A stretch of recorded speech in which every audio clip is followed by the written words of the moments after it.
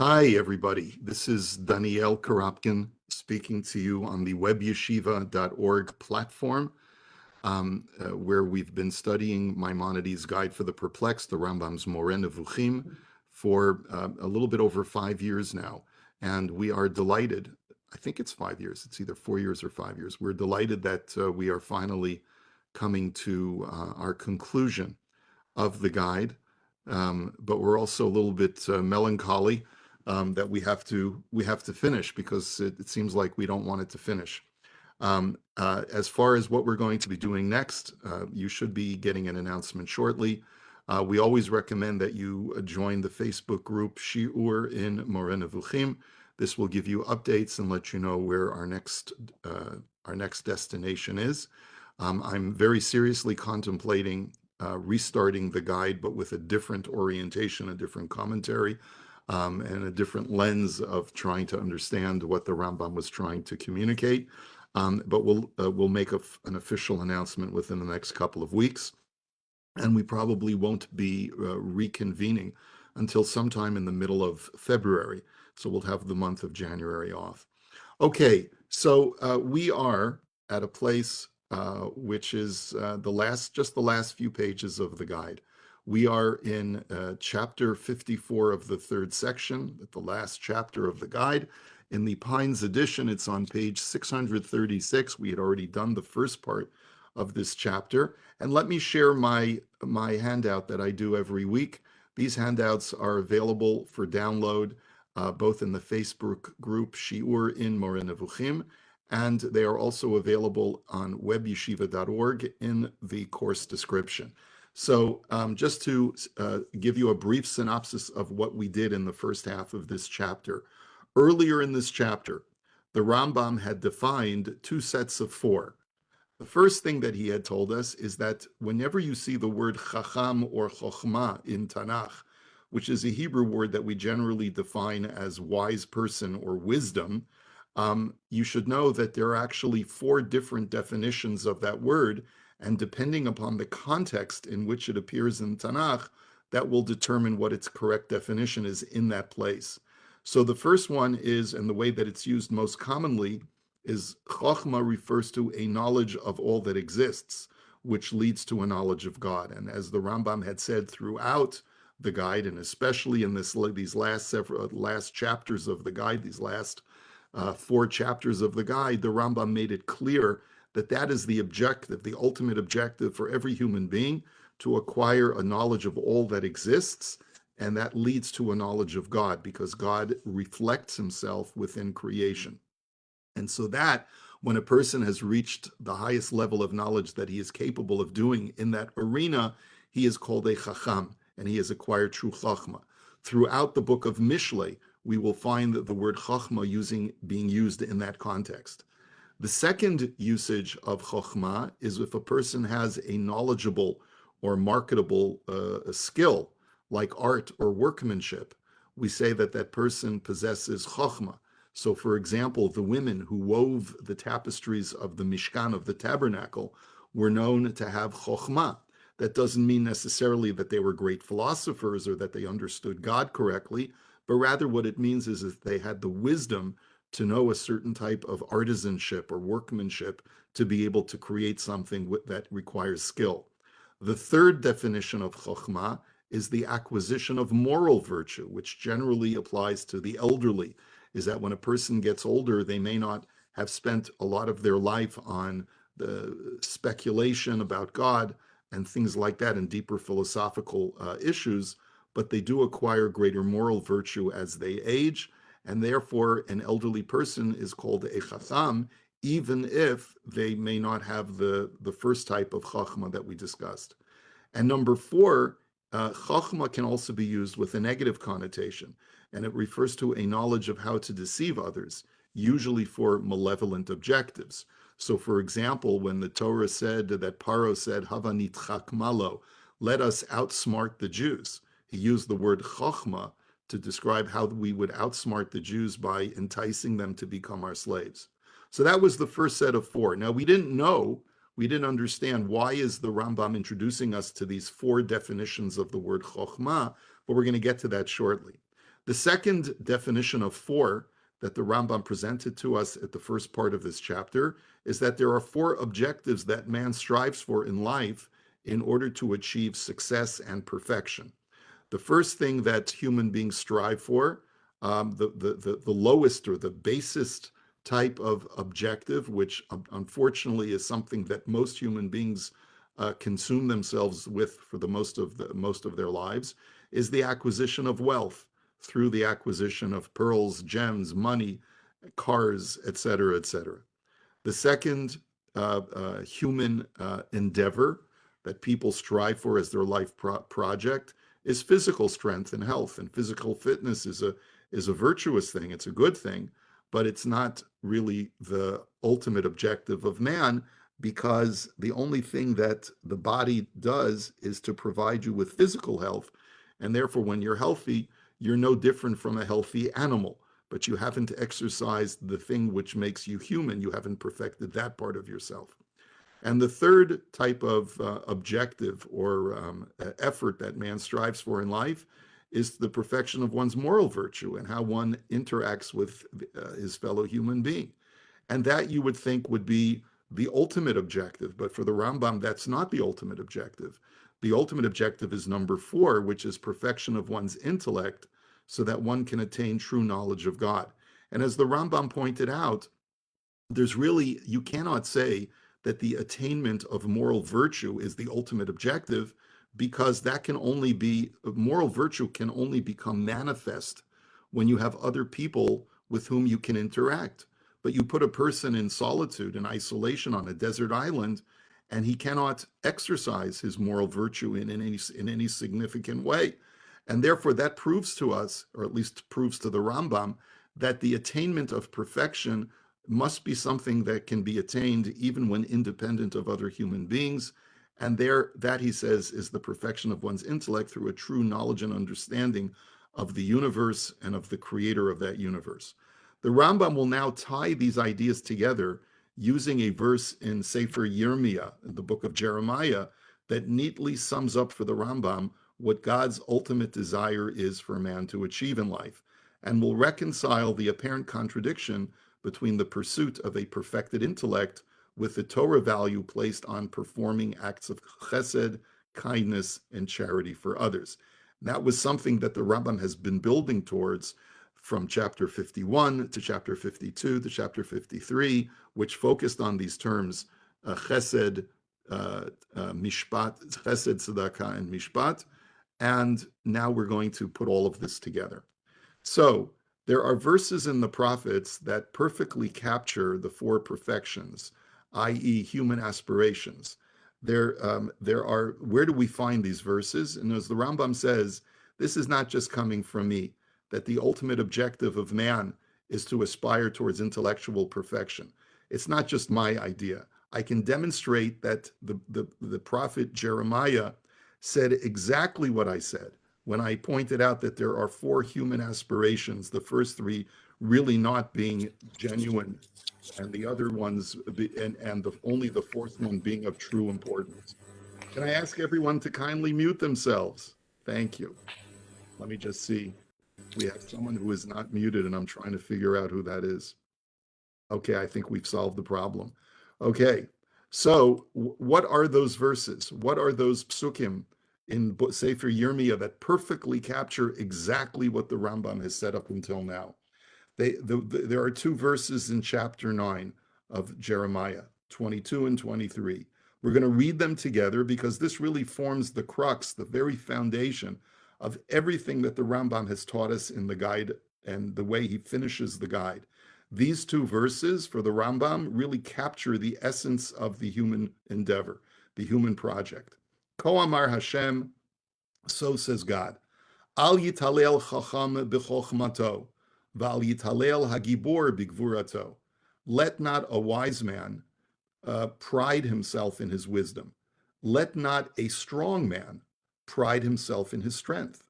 Al yitalel ashir be'ashro, and let not a wealthy man pride himself in his wealth. Ki im bezot yitalel hamitalel. It is rather only in this that a person should take pride. Haskel viadoa oti. truly understanding and knowing me, ki ani Hashem, for I am God, oseh chesed mishpat utzdaka, who performs chesed, kindness, mishpat, justice, and tzedakah, charity, ki be'ele chafatzti ne'um Hashem. It is these that I desire, says the Lord. That is the totality for the Rambam of the human project, the way that a human being reaches perfection. Now, note how Jeremiah, he says, was addressing the multitude. That is to say, the general members of society who have misplaced priorities. And the point that he's making is, if you notice the order that the prophet is speaking, he is going in ascending order. That there are three meaningless or close, almost meaningless aspirations that the Rambam says are in ascending order of how the common folk perceive what is important in life. Yes, of course, the general common folk understand that the acquisition of moral virtue is important. Of course, a person should be a Baal Midot Tovot, should be a person of refined character. But they think that it's even more important for a person to be physically strong, and they think that it's even more important than the previous two to be wealthy. And that's why he lists it in this order. And notice that now we have an understanding of why the Rambam wanted to provide us with four biblical definitions of the word chokhmah. Because here in Jeremiah chapter 9, verse 22, the words al yitalel chacham b'chokhmato, let not a wise man pride himself in his wisdom, does not refer to the first definition of wisdom, which is a knowledge of all that exists, which leads to a knowledge of God. Rather, it is the other definition of chachma, which is the attainment of moral virtue. That too is called wisdom, when a person has the ability to control his behavior and to act virtuously with others. That too is called chachma. And that's what the prophet is referring to in this first statement. Do not take pride in the fact that you've attained moral virtue. Do not even take pride in the fact that you're physically strong and mighty. And even if you become very wealthy, which for many people, many of the common folk, is the highest goal, the highest aspiration, that too should not be a source of pride. And therefore, there's none of these count. The only thing a person should take pride in is haskel v'yadoa oti, understanding and knowing me, knowing God as much as possible.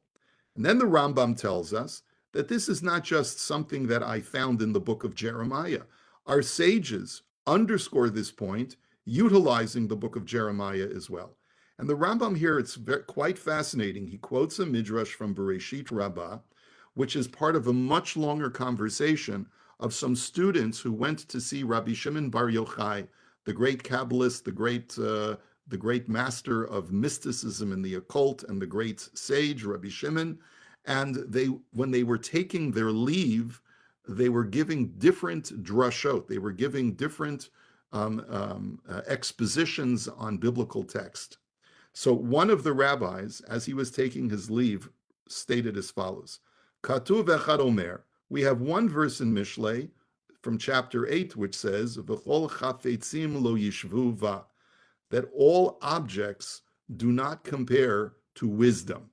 The topic of that chapter in Proverbs is chokhmah, is wisdom. There is nothing of physical object in this world that can ever be equal to it. V'katuv echad omer. Another verse says, also from Proverbs, but this time from chapter 3, V'chol chafatzecha lo yishvuva, all of your possessions are not equal to it. And here, what the Medrash is doing is that it's noting the difference between the word chafatzim and chafatzecha. What does chafatzim mean? Things, without assigning ownership to those things. Chafatzecha means your things. So the conclusion of the Midrash is that chafatzim, things, does not refer to physical items that you own, but rather it refers to God's things. What are God's things? Elu mitzvot u'ma'asim tovim. This refers to the mitzvot and good deeds. And chafatzecha, and your things, refers to elu avanim tovot u'margoliot, refers to physical acquisitions, meaning precious gems and pearls. So the two verses in Mishlei are saying that wisdom, when compared to these two things, wisdom is always more important. Wisdom is more important, not only more important than physical acquisitions, but wisdom is even more important than mitzvot and ma'asim tovim. It's a shocking statement. More important than the performance of the mitzvot and good deeds is chokhmah, which seems to contradict the Mishnah in Pirkei Avot, which says, Lo hamidrash ha'ikar ela hama'aseh, right? It is not the study that is the main thing, but rather the deed is the main thing. This midrash says the exact opposite, that a knowledge, a certain type of chokhmah, is more important than mitzvot and ma'asim tovim, and is certainly more important than physical acquisitions.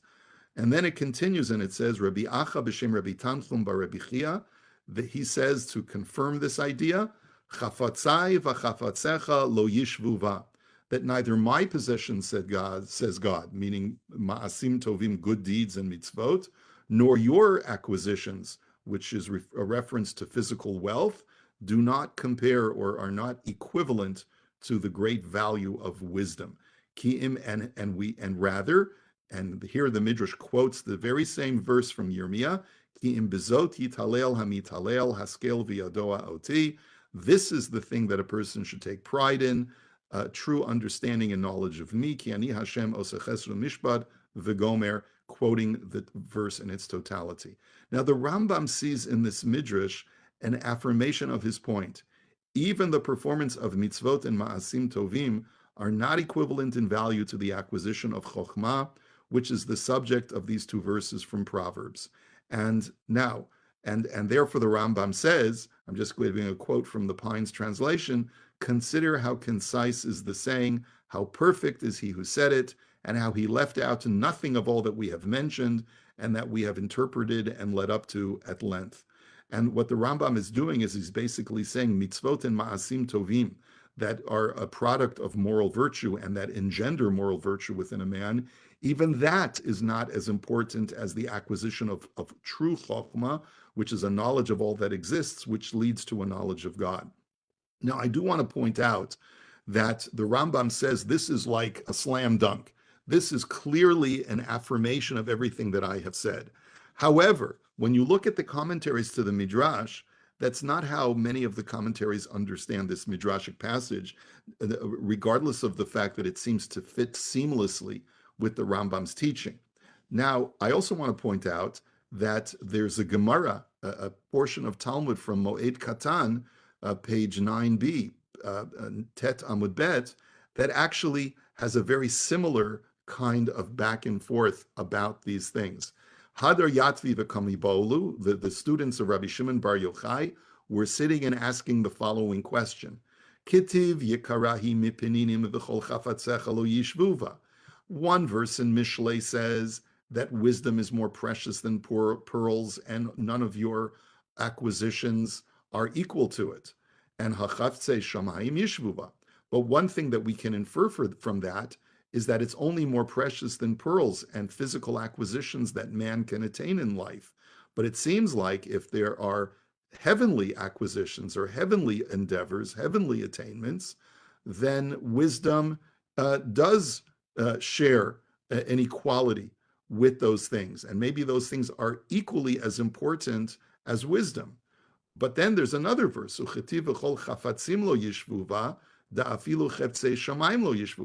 the other verse in Proverbs says, all things, not meaning not only human acquisitions, but even heavenly acquisitions or attainments are not equivalent to wisdom. So curiously, the Rambam reads the Midrash as citing both of those verses in Proverbs as a complement to each other, meaning that when you take both verses in totality, they are teaching that both heavenly attainments and human attainments, neither of those things are equivalent to wisdom. However, when you look at the Gemara in Moed Katan, it seems to be saying that we have a contradiction. One verse, we can infer from that verse that only physical acquisitions are not equivalent to wisdom, and therefore should be, should be placed as a lowest priority. But if there are heavenly endeavors or attainments, those things should be put on par with wisdom. And it says that that contradicts the other verse, which says that all endeavors, all attainments are not equivalent to wisdom. And how do you reconcile it? And so the Talmud says, Kan b'mitzvah she'efshar la'asota al yedei acherim, kan b'mitzvah she'efshar la'asota al yedei acherim. So the Talmud says it depends. There are certain mitzvot which are equally important to chokhmah. And what mitzvot are those? Those mitzvot that cannot be done by other people. So if a person has a mitzvah that he needs to do, like shaking a lulav on Sukkot, and he wants to sit and learn in the Beit Midrash, or he wants to sit in philosophical speculation and attain wisdom, he doesn't have a right to abdicate that mitzvah for the sake of attaining chokhmah. But if there's a mitzvah that can be done by others, and I would prefer to spend my entire life on the attainment of wisdom, then I should let other people do that mitzvah, and I should focus exclusively on wisdom. In the Talmudic version, the rabbis perceive two verses as being in contradiction to each other. In the Midrashic version, they complement each other, which is how the Rambam sees the verses. And the Rambam, of course, has an agenda, and that agenda is to let us all know that no matter how virtuous a person may become in life through the attainment of moral virtue and through acts of goodness and kindness, especially focusing on ben adam l'chavero, on another human being, nonetheless, even those things do not hold a candle to the ultimate human perfection and endeavor, which is the attainment of true wisdom of all. Now that we've put that aside, and the Rambam has provided us with a completely, in his mind, solid support for his thesis, both from the book of Jeremiah and from the Midrash, the words of the sages, we have one problem that remains, and that is the end of the verse in Jeremiah. Had the prophet merely wished to indicate that the acquisition of knowledge is the ultimate goal, he should have stopped with the words, Haskel v'yadoa oti. If we go back and look at the verse, we notice that Yirmiyahu ends this whole statement of what should a person take pride in. He says, Ki im bezot yitalel hamitalel, Haskel v'yadoa oti, that he should understand and know me. That should have been the end of the verse. He wouldn't have had to say any more. But he doesn't end there. He says, Ki ani Hashem oseh chesed mishparut tzedakah ba'aretz. I am the Lord who performs acts of kindness, justice, and charity in the earth. Ki be'elech hafatzti nu'am Hashem. It is these that I desire, says God. This is a total non sequitur. What does this have to do with the attainment of knowledge as the ultimate objective of man to attain intellectual perfection? Who cares that God is a being who performs acts of kindness, justice, and charity? That's not the objective. The objective is Haskel v'yadoa oti, know me. So if anything, the verse should either have stopped there, or the verse should have said something fundamental about God, which is like a necessary and vital thing that a person needs to know about God, such as Haskel v'yadoa ati sha'ani echad, that I am one, or that I am the God who has no form, or that there is no other God like me, and so forth, like we find in other verses in Tanakh. Rather, the prophet ends by saying that the most salient aspect of knowing God is to know God's attributes. That is, the things he performs upon his creations, namely, Ki ani Hashem oseh chesed mishpat u'tzedakah. And the Rambam now harkens back to the first section of the guide. He says, we've already made clear that God's attributes are his actions, nothing more intrinsic of God than that. Meaning that whenever we find Tanakh describing God as, let's say, for example, in the Yud Gimel Midot Shel Rachamim, the 13 attributes of God's mercy that he teaches to Moses in Exodus chapter 33, where God says, Hashem, Hashem, Kel Rachum V'Chanun. I am the Lord who is a benevolent God, who is merciful, who is kind. Erech Apayim, slow to anger, V'Rav Chesed V'Emet, most kind and true, right? All of those things that we read about God are not intrinsic attributes. That was what the Rambam had tried to impart to us in the first section of the guide, trying to quantify God in a sense, by saying that God is unknowable in his true essence. And the only way that we can know God is through describing what he does in the world to his creations. And he's quoting mostly from chapter 54 in the first section of the guide, where God taught Moshe the 13 attributes of mercy.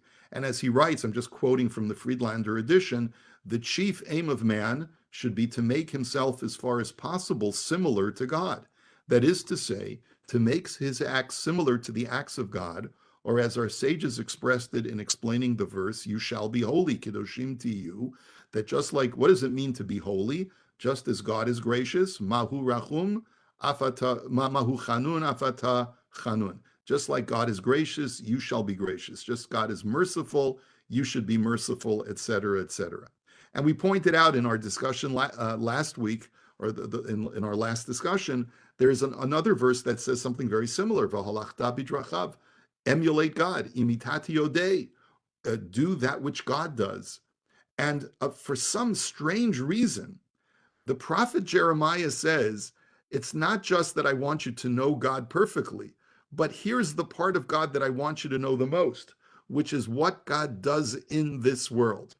And so the question is, why is that the most important aspect of divine knowledge? And we further note that the prophet adds the word oseh chesed u'mishpat u'tzedakah ba'aretz. What does that mean? That God does kindness, justice, and charity ba'aretz, in the land. What does that word meant to teach? And the Rambam says, let me answer that question. This is a fundamental principle, that God's providence and emanation of his excellence does not, as some philosophers opine, stop at the lowest celestial sphere. Ezekiel quotes such people who believed that there is a God. There were Jews in the times of the prophet Yechezkel who he castigates. He says that God told me that the Avon Beit Yisrael v'Yehuda Gadol b'Ma'od Ma'od, the sin of the house of Israel and Judea is very great. Vatimalei haaretz damim, the city is filled with blood. Why? Ki amaru azav Hashem et haaretz ve'ein Hashem ro'eh. Because people believe that God is not providential. God has departed from the world and he doesn't see what's going on. Now, that means that there are people who believe in God, but they don't believe that God's benevolence and his spillover, like we talked about, his emanation, spills over into our world. Now, the Rambam had actually cited this opinion as a belief that some people had when the Rambam had an extensive discussion of divine providence in the third section, chapter 17. He had attributed this belief to Aristotle, which is the second belief in God's providence. He said, while one part of the universe owes its existence to providence and is under the control of a ruler and governor, another part of existence of the universe is abandoned and left to chance. This is the view of Aristotle about providence, and I will now explain to you his theory. He holds that God, without going into the text extensively, Aristotle was of the belief that God, because God is an infinite being, God only is providential to other infinite creations. And what creations in the universe are infinite? Those celestial bodies that exist in the celestial realm, not in the terrestrial realm, but in the celestial realm, the planets, the sun, the moon, and the stars, those are infinite. Those are timeless. They never have a beginning or end, and therefore God is providential and is completely and directly connected through his divine overflow to those components of the universe.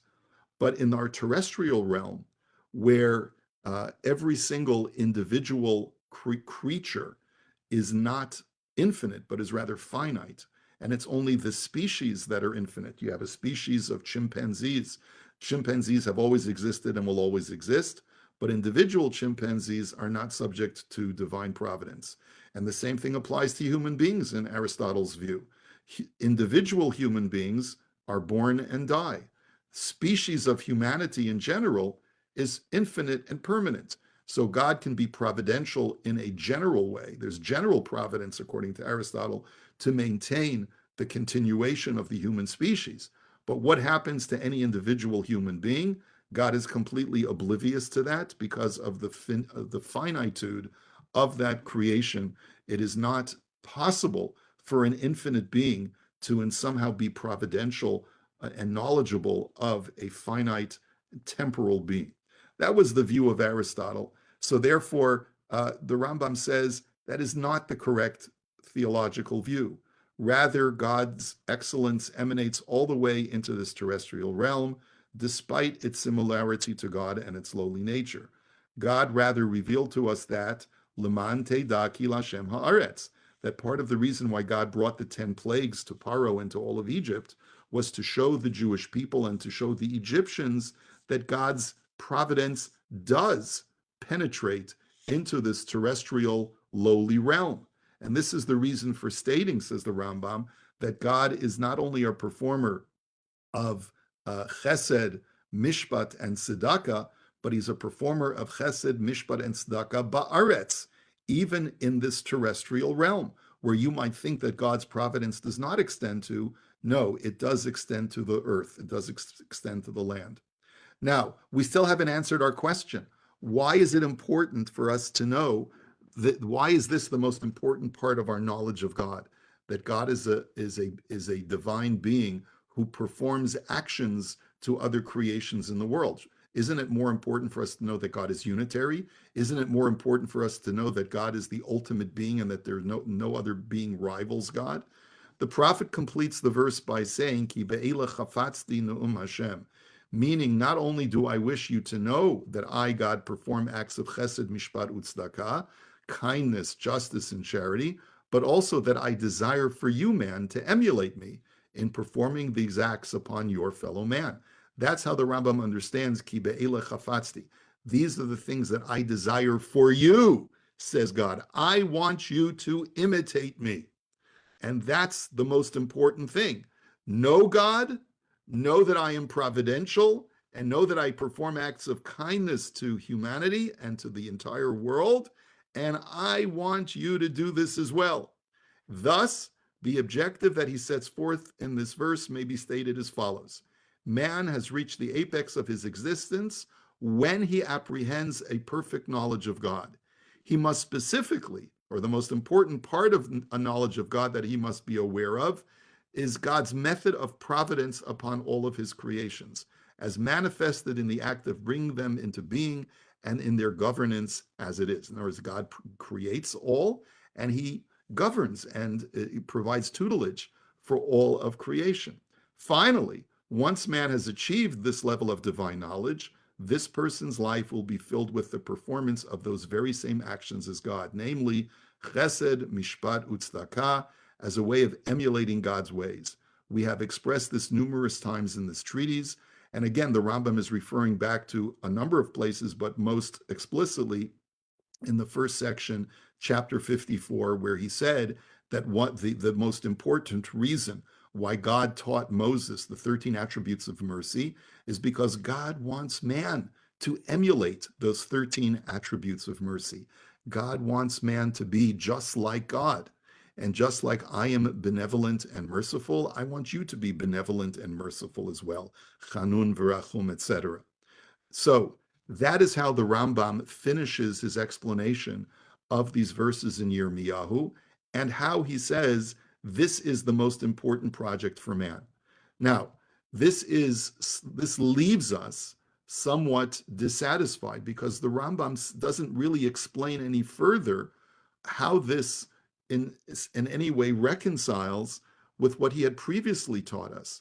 The Rambam had previously taught us that moral virtue, as good and as important as it is not as important as divine knowledge of a perfected intellect, which can be done in solitude, which can be done independently of other human beings. And I'll go even one step further. The Rambam had said earlier in this chapter and in previous chapters that sometimes being in solitude is the preferred thing to be, because when you're in a crowd of people, even though you have an opportunity to do acts of kindness, but people will distract you and pull you away from this ultimate project. And sometimes the only way to attain intellectual perfection is through complete isolation from other people. So don't they seem to be two completely different projects? how can the Rambam now say that the most important part of knowing God is to know that God does acts of kindness and he wants you to do those very same acts of kindness? If I'm doing acts of kindness, how am I going to attain intellectual perfection? So this is the part that I think we need to analyze. And I'm just going to read to you what I have in my notes because this is really a number of thinkers and a number of scholars understand this last section of the guide as an about face from what the Rambam had previously preached, that man's efforts at helping others and performing acts of kindness and charity can actually detract from his objective of intellectual perfection.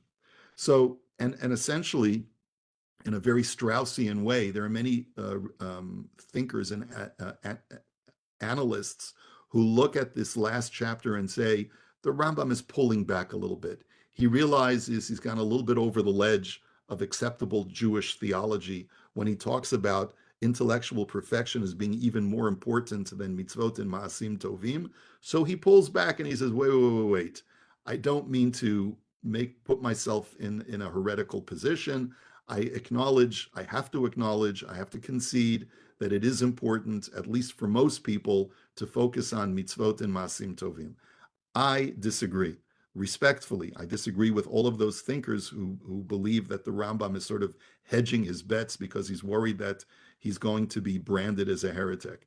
This kind of reading expects us to believe, this kind of reading that these scholars would suggest, expects us to believe that the Rambam was rejecting what he previously wrote without actually saying so, or writing so esoterically as to be fibbing. And I don't think that that's correct. I think that the Rambam was not intimidated, was not afraid of saying exactly what was on his mind and telling the truth. And therefore, we are left with the question, how do we reconcile this last paragraph with what the Rambam had previously written about the acquisition of moral virtue and performing acts of kindness? As he had written previously in this chapter, therefore you ought to desire to achieve this thing, which will remain permanently with you, and not weary and trouble yourself for the sake of others. You who neglect your own soul, so that its whiteness has turned into blackness through the corporeal faculties having gained dominion over it. In other words, you who dedicate your life to bringing food packages every day to the poor, you who stand for hours on end serving food at the soup kitchen to people who are hungry, you've blackened your soul, says the Rambam, by performing these acts of kindness and not using your mind in the proper way. So how do we reconcile that with what the Rambam is saying now, that God wants us to emulate him in performing acts of kindness? We suggest that there are two ways to perform kindness to others. One before one has attained a full knowledge of God and his ways, and one after.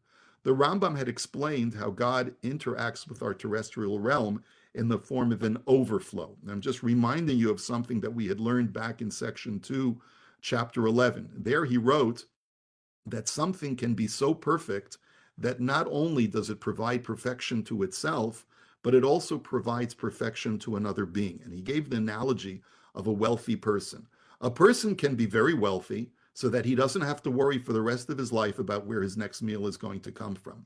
But a person can be mega wealthy to the point where not only can he take care of himself, but he can also take care of others. The Rambam believes that God, because God is ultimately and infinitely wealthy in knowledge and in divine emanation, that is what causes God to give rise to other creations and for him to overflow of his essence to provide sustenance and tutelage to all of creation. It is in that sense that we believe that God is benevolent to our world, because it is God's nature to overflow of his essence of goodness and to provide for every single creature in the universe. When a person, and I just paraphrased what the Rambam had wrote in chapter 11 of section 2. Now, just to continue my thoughts, when a person emulates God in performing acts of kindness, he is doing so not out of an emotional compassion that is devoid of any intellectual involvement in thoughts of God. Rather, he is doing so out of the instinct that he has acquired through a perfect knowledge of God to emulate God in this same manner of overflow, to grant to others who are in some way lower or more needy than him some of his own perfection, just as God has done to all of his creations. The end result of chesed may be exactly the same. The observer sees two people standing on the same line at the same soup kitchen, uh, giving out lunch or dinner to the indigent, right? But one person is doing so without having perfected his intellect, without understanding that the reason why he's doing it is because he wishes to emulate God, and he's rather doing it out of an emotional compassion to others. And another person is doing it because he's attained intellectual excellence. He has perfected his intellect to a full understanding of the universe and of the God who's creator of the universe. And through that understanding, he realizes that just as God overflows of himself onto his creations, I have to overflow of myself, of my essence, which is benevolent and good, to other people as well. And therefore the motivations of those two people is completely different from the one who has not perfected his intellect. And so that's really the point I wanted to bring across. The Rambam is not withdrawing his original statement. If a person does not spend time perfecting his intellect in the way that the Rambam has described it, which is the philosophical quest of intellectual perfection, then he should not spend his time and saying, well, you know what? I'll put aside my intellect and instead I'll focus on taking care of other people because I get too many headaches when I think about these things. And the Rambam is basically saying, no, you must not put this endeavor aside. Focus on intellectual perfection. And then once you attain that, you will, I guarantee you will turn towards acts of chesed, mishpat, and tzedakah as a result of that perfected knowledge. But don't think that chesed qua chesed is a viable substitute to the attainment of intellectual perfection, because that's a life wasted in the view of the Rambam. And then all we're left with is now the conclusion. And I'm just quoting from the Pines edition. This is the extent of what I thought fit that we should set down in this treatise.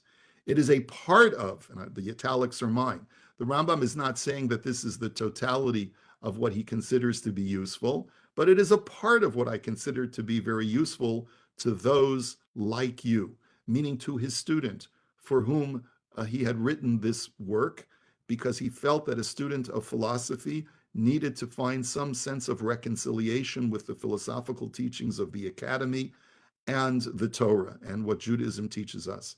That's the reason why the Rambam wrote this work. He clearly acknowledged in the introduction that Moreh Nevukhim was not meant for all people, was not meant for all Jews. It was meant for the enlightened Jew, the Jew who, like in the metaphor of the cave from Plato, has broken free of his shackles and has wandered outside the cave and understands the reality the way it's supposed to be understood. And once that person has attained that level of knowledge, he can't go back to the provincial practice of Torah and mitzvot in the way that most Jews practice it. He has to break free and understand Judaism in a more enhanced way as it is reconciled with philosophy. I hope for you, just to continue the Rambam's text, that through sufficient reflection, you will grasp all the intentions I have included therein. With the help of God, may he be exalted. In other words, the Rambam is once again reiterating that there's a lot of things that he inserted here, just like he said in the introduction to the guide, quoting the verse from King Solomon, Kemaskuyot zahav, kemaskuyot kes, tapuchei zahav maskuyot kesef, that golden apples that are hidden by silver spokes, davar davur al ofnav, that everything has to be expressed and spoken in the way that it needs to be said, but that for some people, they will only see the surface silver spokes, but the truly wise person will be able to gaze more in a penetrating way and see the golden apples that are beneath the surface. And therefore, I hope you're able to grasp all the intentions, and that he may, with the help of God, and that he will help us and all the people of Israel being fellows, or he will provide us and all the people of Israel being fellows, being chaverim, being kindred spirits, that which he has promised us. May God provide us with the following. And he quotes two psukim from Yeshaya as the conclusion of the guide, that az tipakachna einei ivrim, that eventually in the Messianic age, the eyes of the blind will be opened, ve'aznei chereshim tipatachna, and the ears of the deaf shall finally be opened, that people will be freed of the occlusions of their senses and will be able to see things as they truly are. And then he quotes a second pasuk from Isaiah, this time from chapter 9, Ha'am ha'olechim b'choshech, the nation that walks in darkness, Ra'u or Gadol, will then see a great light. Yoshvei ba'aretz tzalmavet, those who dwell in the earth in the shadow of death, or Naga alehem, a light will shine for them. And it's quite interesting. The first verse from Isaiah chapter 35 describes the curing of those people who are blind and deaf. The other verse from chapter 9 refers to people who are sighted and can hear very well, but their occlusions and their blockages are not because of something innate within them, but rather because of external factors, the darkness in the society that is outside the world outside them. And they both are, these two verses complement each other in the sense that there are some people who are disabled because of innate things that they were born with that don't allow them to see and hear things properly. But there are other people who have perfect faculties but cannot see and hear because of the environment that they find themselves in. May God bless us, he says, and remove both of those impediments from us. And the following appears in both the Pines and Catholic editions, even though it doesn't appear in the Warsaw Classic edition. He writes, Amen. And I don't know if this is the pen of the Rambam or some later publisher, but we'll read it anyway. Karov ma'od hakel l'chol koreh, that God is near to anyone who calls to him. Im be'emet yikra v'lo yish'eh, if he truly calls out and doesn't just place his hope without being sincere. Nimsa l'chol doresh yivakshehu, God can be found for anyone who seeks him out and truly desires to find God. Im holech nichacho v'lo yit'eh, provided that he walks in God's ways and does not stray off the path. Nishlam ha'chelak hashlishi be'ezrat Hashem, the third section has now been completed with God's help. Uva hashlamato nishlam Moreh Nevukhim, and with its completion is completed the guide for the perplexed, the guide of the perplexed, the guide to the perplexed, whichever preposition you're going to use. Mazel tov to all those who have stuck it out with us, and my apologies for quite often not interpreting the guide in the way that the Rambam probably wanted us to. But we will, Bezrat Hashem, Hadran Alach, we will return to you, O guide of the perplexed, and we will try to extract new profound thoughts and understandings from this text. And with that, we'll take a break, and we'll keep you posted when we're going to be resuming and what our next study is going to be. So Nice. thank you, everyone. Thank you very for much. sticking it out. Yaakov, thank you so much. Mazel Thank tov. you. Thank you. Take care, everybody. Let's see you all in Israel very soon. Have a happy Hanukkah. Happy and a Hanukkah to you all. good vacation. Thank you. Same to you. Take care.